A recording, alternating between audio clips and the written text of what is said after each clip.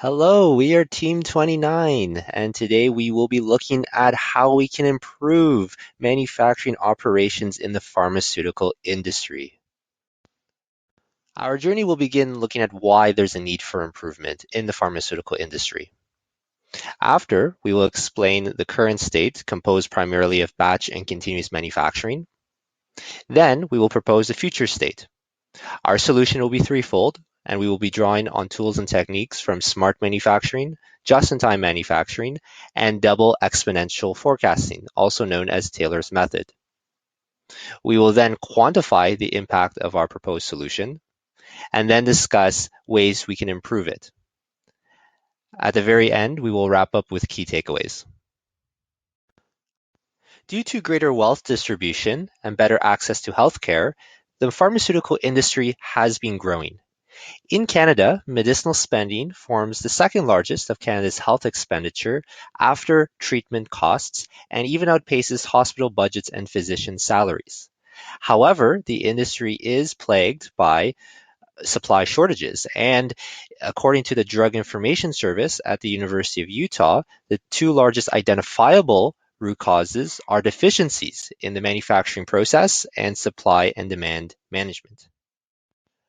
Originally, the industry adopted batch manufacturing, which entails the prescribed allocation of a certain number of units of a particular product to a batch.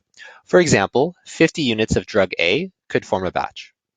This batch is then treated essentially as a singular unit where it is sequentially produced, stored, transported, and tested all as one. However, this leads to time lags.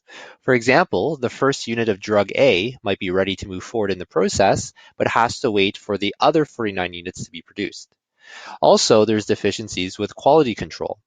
For example, if a couple of the batch units are defective, then the entire batch would be flagged as defective and rerouted for further quality work, which delays the units that are non-defective. An improvement in recent decades has been continuous manufacturing, where each unit is its own batch, allowing for greater flexibility. However, this brings larger overhead costs and makes quality control harder due to the greater number of single unit batches in the pipeline. Also, since the granularity between batch and continuous manufacturing is drastically different, the switchover is more costly in terms of money and time. If the transition is not successful, devastating costs and delays can ensue. The United States' Food and Drug Administration advises several approaches to improving a pharmaceutical production process. The three most common include a complete switchover to newer technology. So, for example, we discussed the switchover from batch to continuous manufacturing. Integrating new and established techniques, eliciting new best practices, or applying established techniques in an innovative way. The team has selected the latter option as it is the least costly and disruptive upon implementation. The solution is threefold. First, Taylor's method will feed the process the prescribed quantities to be produced. Second, the production of these quantities will be closely monitored in real time via smart manufacturing techniques. And third, both the quantities and current state of the units will be communicated throughout the performing organization via just-in-time manufacturing techniques. So let's see how this will be done. Smart manufacturing, in a nutshell, is the application of newer technologies such as the Industrial Internet of Things and GPS tracking to production processes. For our purposes, we'll be focusing on smart monitoring, which is a subset of smart manufacturing.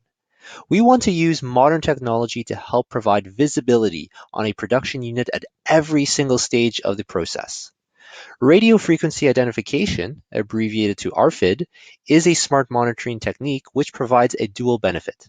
First, it transmits the location of the unit in real time, and second, when scanned, it can provide a multitude of logged information, including the unit's production specifications and history, such as whether it was flagged as defective and reworked. RFID tags will be incorporated into our solution. Here we show how RFID systems work. The RFID tag itself, shown below, is comprised of a microchip which stores the information to be transmitted via the antenna coils which surround it. Beyond the individual RFID tags is an Industrial Internet of Things, abbreviated to IIoT, system which automatically manages the relaying of information from these tags. The main components of this system include the antenna for data transmission and reception, the ARFID reader for data encoding and decoding, and the inventory computer for decision making and control. Hence, ARFID systems is the proposed solution with respect to extracting real-time production data. Just-in-time, abbreviated to JIT manufacturing, was developed in the automobile industry in the 1960s as part of the groundbreaking Toyota production system. Our takeaways from this methodology will be in regard to process visibility. Two tools will serve as the unidirectional communication nexus between smart monitoring, Taylor's method, and the performing organization, Kanban boards and Hajunka boxes. The Kanban board shows each stage of the process and the number and types of each production unit per stage. This enables management to identify bottlenecks, vacancies, and deviations. This data will be fed to the Kanban board from the inventory computer, which has the amassed data from every ARFID tag in the system. The Hajunka box shows the future number and types of each production unit that need to be produced in a future time box period. For example, the production quota for the coming week. These quantities will be fed to the Hajunka box from the demand forecasts determined using Taylor's method. Taylor's method is the most applicable forecasting method for the following reasons. It's based on historical information, which would be developed from archived production data. It's non-seasonal in nature, which would model for the majority of shortages. For example, acetylsalicylic acid, also known as aspirin, is an example of a non-seasonal pharmaceutical product, while cold and flu medications would be examples of seasonal pharmaceutical products. Also, the increase in pharmaceutical demand can be modeled with a nonlinear multiplicative trend. A dampening effect to taper the model around the year 2100 is applied since there is no available data dating back hundreds of years. Hence, long-range predictions would be untenable. This means the model would have to be continually revised, as is usual with most working mathematical models with respect to changing times. The model would predict the market monetary demand from which the forecasted production units can be derived. In terms of quantifying the impact of our solution, the current industry standard deviation for forecasting demand is 3 to 4 sigma. Using Taylor's method and running a couple simulations on market data, our team was able to obtain a standard deviation of 0.64 sigma. Furthermore, with the real-time information and flexibility that smart and just-in-time manufacturing provide, this value could potentially be further reduced. In terms of deficiencies in our solution, we can only address non-seasonal shortages. Hence, seasonal shortages are out of scope, which in fairness is easier to predict, such as cold and flu pharmaceutical demand, as well as unforeseen emergencies like the COVID-19 pandemic, which is more grave. Also, while Taylor's method is impartial to prediction inaccuracies, just-in-time manufacturing is not.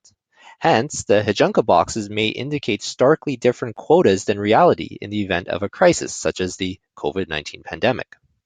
Also, there are still costs associated with switching over to this solution, especially with respect to the setting up of the ARFID system.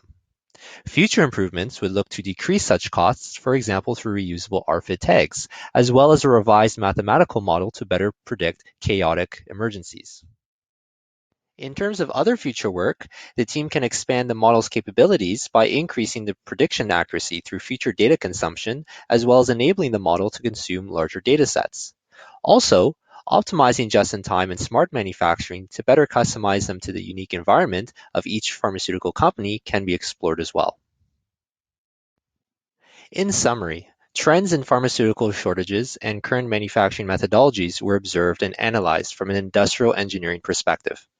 A solution combining advanced manufacturing techniques, including smart manufacturing, just-in-time manufacturing, and Taylor's method, was proposed to address the reported medical supply shortages affecting healthcare services as of late. The proposed solution presents an integrated approach to enhance pharmaceutical production operations, and despite having areas that require tailoring to meet the needs of specific medical supply markets, it provides a starting point for future more comprehensive analyses of medical supply and demand interactions. Thanks for watching.